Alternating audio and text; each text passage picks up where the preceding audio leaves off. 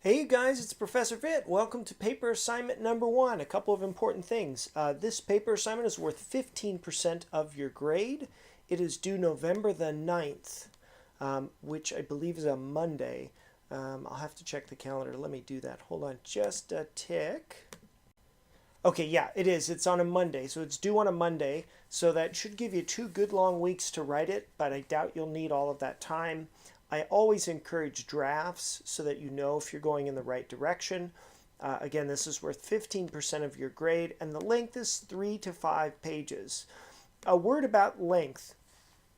3 to 5 pages is to give you an idea of what the paper needs to be. If it's 6 or 7 pages long, that's quite all right. If it's 2 3/4 of a page and you just want to increase the font to try and please me, just don't waste your time. If your paper is only 2 pages or it's 1.5, you haven't done nearly enough. If you've written 10 pages, chances are you've probably done too much. But this is a guideline, and there's a pretty big range in there because of the variations in writing styles that you all have. So that's a guideline, but please don't try to adjust the margins or the font so that I don't recognize it. That the length is indifferent. It's just to give you an idea of how long the paper needs to be and how much you need to develop your interpretation and analysis and evaluation. Okay, so for this paper, you will summarize and react to an article concerning the Watchmen. You have 4 different articles to choose from. You don't need to answer all of the questions for each article, but answering them should give you an idea how to summarize and evaluate the argument. So here is the PDF, which contains the articles. It's 53 pages long, and there are different articles in each. This is available to you on the class Moodle page. There are no paper copies of it, so you're able to look at them online and print out the one that you like or the respective pages that you like from the packet. Let's just run through what briefly each one of them is. The first one by Jacob Held, Can We Steer This Rudderless World? This concerns Rorschach and the principle that he stands for and how this relates to Kant. It's a very, very interesting article. It develops what we've talked about in class to a much greater extent. And I'll ask you to evaluate this retributive principle and see whether or not you agree with it. So that's the general article there for Jacob Held. Super Vigilantes in the Keene Act by Tony Spinakos. This is a great article. It has to do with the legitimacy of authority and how Martin Weber defines the state and what it means for the citizens of Alan Moore's fictional world to pass the Keene Act, and what Rorschach's reaction to the Keene Act means, and how Dr. Manhattan is analogous to the use of the United States. How Dr. Manhattan is analogous to the United States using atom bombs. And it talks a lot about whether masked superheroes really could embody a morality outside of the state. So it's very, very interesting article. Definitely worth a read. Superheroes and Supermen, Finding Nietzsche's Übermensch in The Watchmen by Jay Keeping. So this is a great article. It's a little more focused on what the Übermensch is, which is sometimes called the Superman or the Overman.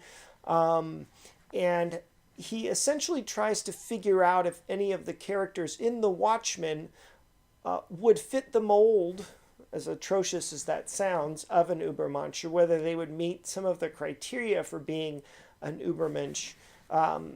So you could certainly write a great paper on this if you have interest in Nietzsche. Watchwomen by Sarah Donovan and Nick Richardson.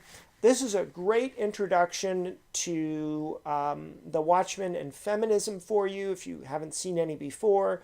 very, very, very, very briefly summarizing the roots of modern liberal feminism, and then proceeds with an analysis as to whether or not either of the Silk Spectres are feminists, or sort of takes a very brief overview of some of the gender performance and in the Watchmen, and then concludes with a little discussion of Simone de Beauvoir and existential feminism, and then asks whether or not the two female protagonists in this work, or the two female characters, would be considered feminists. So it's a very good article as well. So any of those will do. I chose them because they all have fairly distinct subject matters, but they all relate in some way to political philosophy. And I think you could find something that would interest you there. Okay, on to how you're going to be graded on this paper. Oh, all papers must be typed double-spaced using 12-point Times New Roman or Arial font. I only say that because I don't, seriously, I don't want to see Comic Sans.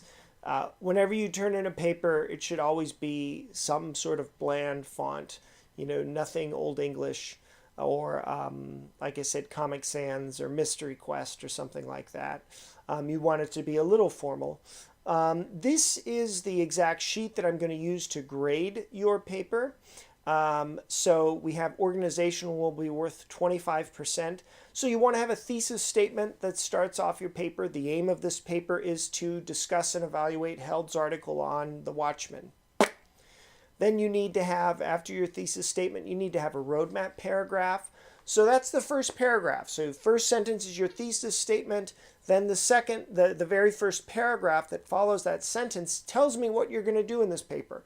First, I will summarize the article, paying particular attention to ... Next, I will then evaluate Held's claim on the basis of blah, blah, blah. Ultimately, I will conclude my paper. There you go. That's your roadmap paragraph. Then your topic sentences. These should serve to tell the reader where you are going as you start a new paragraph. So your first sentence of your second paragraph should be telling your reader, okay, now we're addressing this topic. Each paragraph should be a distinct topic. And then you will have a concluding paragraph where you sort of sum up and you tell me what you did in the paper. And it should reflect largely the roadmap paragraph. So don't worry about there being duplication there, but you can say for your concluding paragraph, in this paper, or the aim of this paper was to discuss and evaluate Held's blah, blah, blah, blah, blah. I did this, I did this, I did this. Finally, I concluded my paper. Okay, so that is worth 25% of your grade. So if you get your organization down and you do virtually nothing else, you've got 25%. Next up to bat, you have mechanics, punctuation, capitalization, usage, vocabulary, tense agreement, stuff like that. By and large, this tells me how much time you've spent editing and drafting the paper. It even in the most polished papers I've ever written, you can always try to find something that isn't right or isn't correct. It can be very difficult to catch those mistakes, particularly when they're on a screen. So you might want to print out your paper first. And that's worth 25% of your paper. As a college level paper, it should be relatively grammar mistake free. So there shouldn't really be any huge mistakes in grammar or tense agreement or pronoun agreement or anything like that. Style and substance is 35%. Really, this is what the paper's about. So is it a clear paper? Is it focused? You can just use plain language with me. You do not need to make things sound very elevated. You don't need to say, well, the deconstruction of the blah, blah, blah, and the deconstruction of anti-disestablishmentarianism mirrors the hermeneutics in a continuum of progressive degeneration throughout there's absolutely no need to go to that extreme. You just want to use simple, clean, ordinary language. The dog ate the cat, period.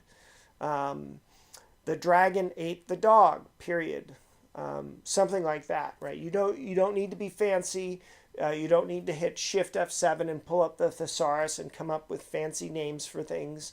It's better when you write to be clear than it is to be cryptic. And the sign of a good writer is not that they use very sophisticated words, it's that they use plain words to great effect.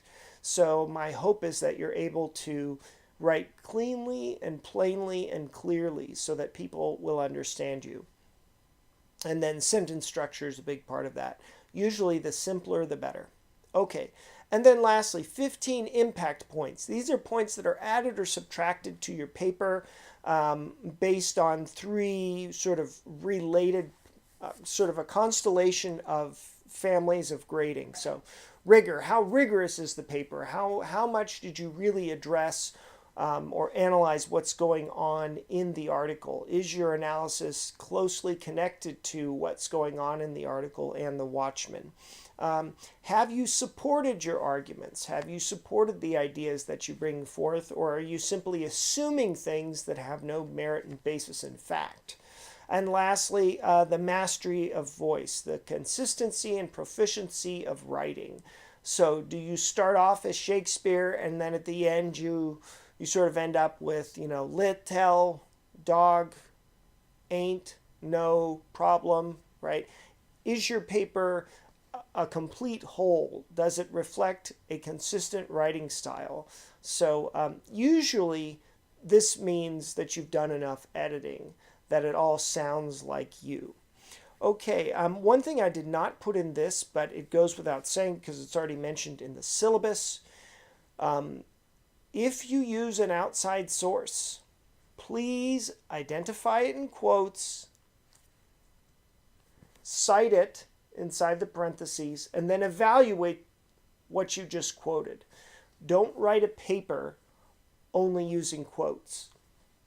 So you want to ice your quotes. Identify, cite inside parentheses, and explain the quote. Don't let the quote do the work for you. So if you're going to quote the comedian talking about the end of the world in 30 years, you can quote him, but you can say, this quote shows, ... Don't let the quote do the talking for you. You are the person who needs to explain and draw the analysis out. Okay, so that about sums it up. If you have any questions or you want to send me a draft, I heartily encourage you to do so. I will send you a little video feedback, and you'll be able to get some feeling as to what your grade will be. Okay, I look forward to getting your papers, and I will talk to you all soon.